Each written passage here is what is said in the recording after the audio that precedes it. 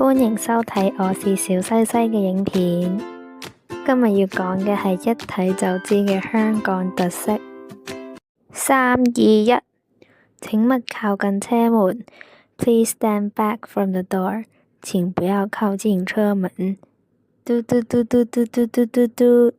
搭扶手電梯最緊要握扶手，左右兩邊企定定，唔好再行啦。當當當 Donkey， 晒興高晒，晒晒晒，興高晒興高，興高興高晒。你哋再唔聽書嘅話，我就叫家長啦吓。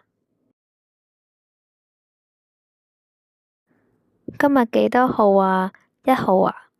咁請1號嚟回答問題啦。多謝觀看我是小西西嘅影片，我哋下次再見啦，拜。